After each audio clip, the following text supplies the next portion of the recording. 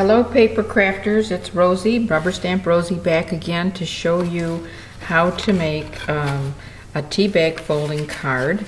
And this one is for St. Patrick's Day. It's a gatefold card, and this is the tea bag pattern that we're going to do. It's called a multi-petal flower, and there's 4 of them on this card. And I want to show you the steps it takes to make this particular tea bag fold pattern. Just to review, you make your gatefold by taking a piece of 8.5 by 11 cardstock, cut it down the middle. You'll have 11 inches here, 4 1/4 here. Measure in 2 3/4, 2 3/4, and fold. And that gives you a nice gatefold. Then I would recommend that you stamp a background or decorate your paper however you want. I just stamped a shamrock background and put some stamps on the inside. Okay, I think you can see that all right. Okay, so I've got it partially completed, and I want to show you how to make that pattern. This is, we've got one more to do, but I'm going to show you on a large square. This square is 4 inches on each side. It's white on one side and green on the other.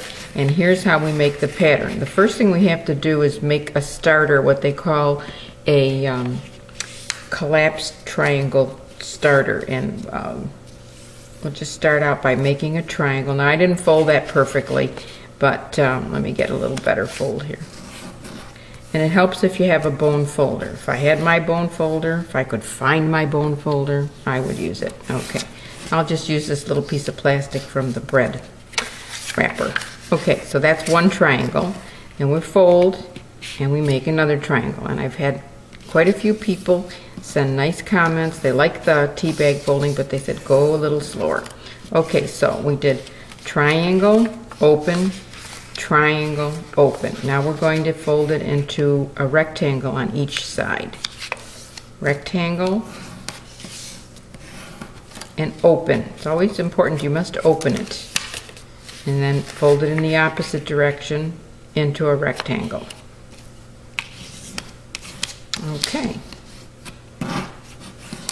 Now, with the fold on top, here's where the fold is. We're going to collapse the sides. I'm going to bring this side in. You see that? And then I'm going to do the same on this side. Bring this side in. I'm just collapsing it in there. See? I'm going to make my creases nice and dark. Nice and deep, I should say. And I'll show you. This is what it looks like from inside. And it will actually stand by itself. Okay? That is called a collapsed triangle starter. Now, you'll notice there's a line right down the middle. Think of this as pages in a book. Page 1, page 2, page 3, and page 4. See? Leave page 1 down flat. Take page 2 and bring it straight down that crease. You want it to be as straight down that crease as you can. Okay? So you'll have like a little tail here, which we're going to use later. Then this would be page 3, right? Page 1, page 2, page 3. Fold that one right down the middle as well. And the better we fold, I'm going to turn that a little bit for myself. The better we fold, I'm using paper that's a little on the tough side here. The better our pattern will turn out. Of course, naturally, it only makes sense, right? Okay, so I'm creasing that. So this is called the multi-petal flower. Multi-petal flower. Now you notice you could leave it as it is and it looks almost like this, but I've done one step further on the tips. I took this tip and I brought it up and folded it again. Let me show you that. This was page 2 and I took the tip and folded it up. This was page 3 and I'm going to take that tip. I'm folding it up even along the bottom line, as nice and even as I can. Okay, so here's what it looks like so far. It's folded in. See? Then I'm going to take you can take a toothpick or a skewer, and there's a little pocket here. See that little pocket? I'm going to open it up and squash it down. And this is actually called a squash fold. I'm just going to squash it down. I'm going to open it up on the other side. Same thing. And I'm just going to squash it down nice and straight. It's all complete now. The multi-petal flower. And we just added those 2 other folds. Now, we need to make 4 of them for this card. So I have 3 of them done, and they're already glued onto coordinating colors of nestability squares. So these are nestabilities layered, and we're going to eventually be finishing this card. Let's review very quickly that fold. And this is the 4th one, because I've done the other 3 already and glued them. Triangle, open, triangle, open, rectangle, open, rectangle, open. Always on the opposite sides. Okay. Now, with the fold on top, collapse in one side, crease, collapse in the other side, crease.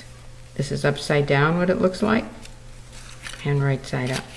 Now, remember our pages, page 1, page 2, page 3, page 4. Take page 2, find that center crease. Notice how it's matching up on my pattern, my tile pattern. And take page 3, fold it. Okay? Everything creased nicely. Now we're going to take those tips and line them up with the edge. Bring them up. One more tip. This is page 3's, the tip of it. Okay.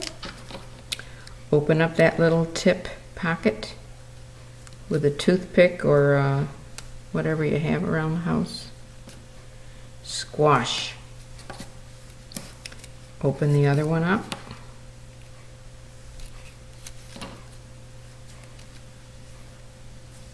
Squash.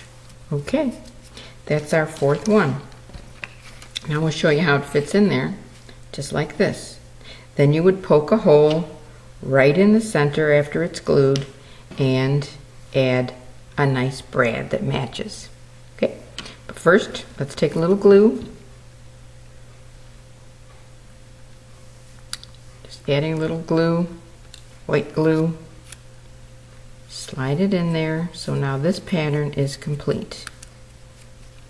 And as I said, I would poke a hole in the center, add the brad, and then you're going to, you have it mounted on your nestabilities, and then just attach it to one side, and your card is done. Nice St. Patrick's Day card. This is very, very nice for birthdays, anniversaries, anything you like. It's hope you like it. I like it very much, and I hope you will make some. And again, one quick look at the finished card. Okay, happy tea bag folding, and thanks for watching. Bye-bye.